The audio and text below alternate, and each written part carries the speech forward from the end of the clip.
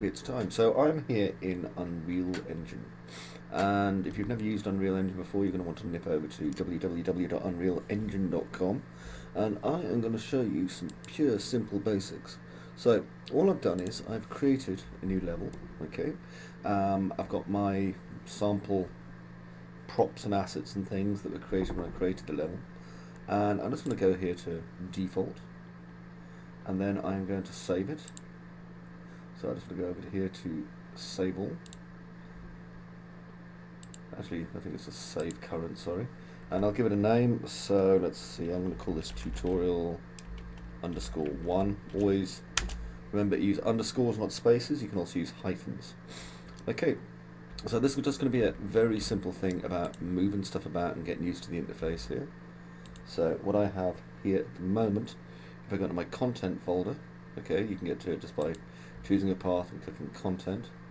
If you find that this is, hang on a second, it's all over the place. If you find that this is down here, by the way, okay, on your left, you can just grab the tab and drag it down to here and then resize it. Although, to be honest, you can have it anywhere you want, so it's not really an issue, is it? So you decide what it is you want to do with it. Anyway, here is this. I'll put this down here for the moment anyway, because why the heck not? Okay, now to navigate my scene, all I'm going to do is hold down my middle mouse button. If I pan left and right, I go left and right, or up and down. Okay, dead easy. And if I hold Alt and the left mouse button, I rotate. Middle mouse button zooms in and out. Also, right mouse button and Alt moves me around, and if I'm using my right mouse button held down, I can use W, A, S and D to navigate, okay, just like you're in a video game. Dead easy. Okay, now quick thing to do then, I'm just going to show you some very basic stuff about setting up a level. We're not even going to talk about lighting, so let's just take this away, and this, okay, the thing that says player start. So I've just basically got some nice clouds and prettiness around here, and I'm going to go to architecture, and where it says floor 400 by 400, I'm just going to drag that out anywhere like so. Okay, so now this is our floor. Okay, if I was to right click on it just with my mouse and click play from here, you can get an idea what it looks like. It's literally just a 400 by 400 square floating in the middle of nowhere. And I'm using the first person template, so as you can see, it's just a patch in the middle of nowhere. Now you can see all those grid lines around, and if I click on it, you can see we have the move controllers, okay, for X, Y and Z. If I hit space, that'll switch between rotate and scale. Very rarely am I going to use scale. Most of the time I'll do a scaling over here in the transforms. Okay, so there's space to go in between them. And if you're used to 3D at all, you'll know that you can grab things by the various arrows and move them in one particular path, or you can grab the intersection between two and move them that way. Okay, all very simple. Now I'm going to show you some very basic stuff. So what if we wanted to make a very simple corridor, and I'm going to make it 3 long, turn 2, okay? So this is just the floor path, and I don't want to spend too long on this. So we know this is 400. Now over here, these are constraints, okay? This locks to grid. Now at the minute it's locked to 10, so basically if I move it, as you can see, it's moving 10 units. We know this is 400 units, so if I was to change this to 100, I can move it 4 pieces at a time. Now I can duplicate it by holding Alt. See that? So now I'm dragging off another piece, and if I drag it just 4 clicks, I've made a copy of it. If I hold Shift and Alt, then the piece I'm copying stays centered. But you have to take your keys off Shift and Alt and put them back down again. You can't just keep clicking and dragging forever, as you can see, okay? So as you can see, that's how easy it is just to create a simple L-shaped corridor. Yeah.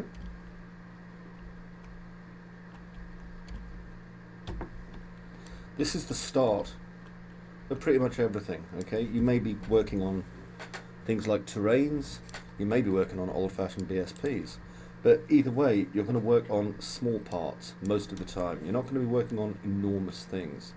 Now, I'm going to duplicate using a rotate, and this time I'm going to turn this back down to 5, okay?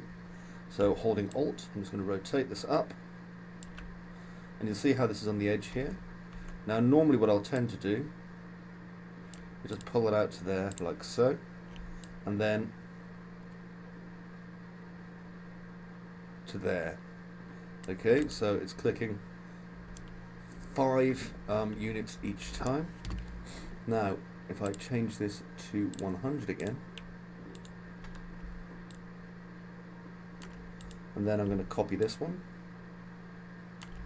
you see how the walls are just basically coming into place for us. Now you see here,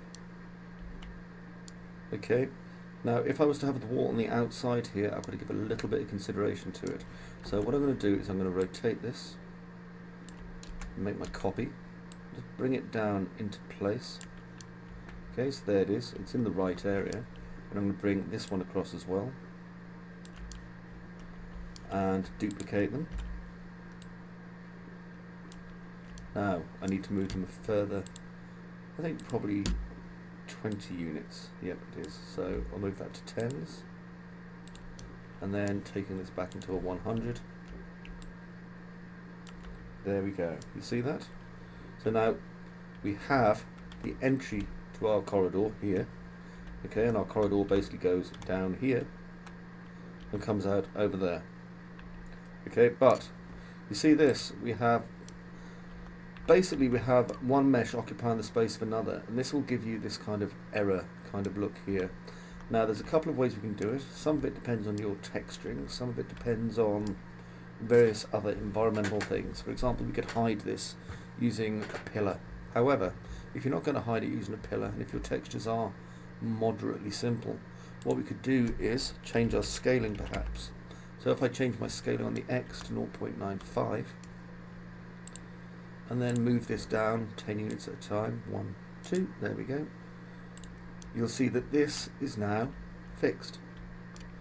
Okay, and then all I have to do is just grab these parts here, and shift them up. Again, remember I'm just moving it by 10 at a time. When it's in the right place, I'll just keep moving, there we go. And then if I right click in here and play, you can see, and I know it's very very dark, but you can see we have our corridor. Okay, now let's look at some of the things we've learned from this. Okay, first off, we know it's really quite easy to position geometry. However, remember this geometry is 400 by 400, and so obviously it's going to be quite easy to move and constrain using these values here, which are, you know, 100 means it's only going to be 4 clicks to duplicate it a reasonable length from the other, so it's on the edge of the 400 by 400. You will get pieces that aren't that shape. You're going to get pieces that you create that sometimes are going to be completely different, you know, 243 by 122 or whatever. However, a lot of the time when you're positioning things, if I just go over to, for example, my starter content and my, I think, meshes, let's have a look, props, here we are. Okay, so all these things are different sizes and shapes, like SM rock. Okay, so if I just half the size of this, so let's put 0.5 in everything. Okay, you will see that we can move pieces around inside the game engine pretty much any way we choose. Okay, there's no real problem there. But something we can do in this game engine that we couldn't do in some of the older game engines is quite as much mesh clipping and intersection. So I can take this rock and I can duplicate it and maybe scale it up a bit and rotate it, and I can use this rock to start building lots and lots of instances of the same piece that are going to add to the complexity of my models. So I can start building up models based on lots and lots of replicated pieces that are kind of cutting into each other, if you kind of understand where I'm going with this. So, for example, this rock here, if I just change this value to 0.25.25.25, is actually made from, so far, 4 copies of the same piece. And we can kind of angle it around and make it as realistic as we want. It doesn't matter. Now, it does matter if we take our model and I make a copy of it, and that copy directly overlaps and intersects with this, because then we're going to get lighting errors and things like that. But as long as they're not directly overlapping each other, then this will not become a problem. What I mean by that is obviously like we had with the corner of the wall. So we can build ourselves much more complicated pieces just from a single rock like this. And remember, of course, that this started off just as our single large rock there, which I'll just bring back out again. See? Okay, another thing to point out from this nice simple little start off that I've given you here is we haven't built our lighting. Okay, now you see these lines here and here. This is basically Unreal Engine trying to approximate lighting as best it can for a preview. Okay, so the lighting is not going to look great. If you want the lighting to look good, then obviously you're going to go up here and you're going to go up to build, and you're going to build it at first using preview lighting just to make sure everything's working. But we'll cover that later on. Okay, so that was your first example of how to get started just using some simple things. Now what I suggest is you start making yourselves some simple corridors, maybe even a simple maze. The first thing I ever built in Unreal Engine, and it was back when I was using, I think, when UDK first came out, was I just built a simple courtyard. Okay, and all I did was take my courtyard like this, and it had, I think it was 8 blocks in the middle rather than 4, but it's as good as any. And as you can see, it meant that I could run around it, and I set up a simple multiplayer, and you just ran after the other person. And it was quite fun, you know, it was something I created. So give this kind of thing a go. It's very, very easy. And next time we'll talk about replacing meshes and doing slightly more complicated stuff. So until then, I hope you find that a bit interesting, and bye-bye for now.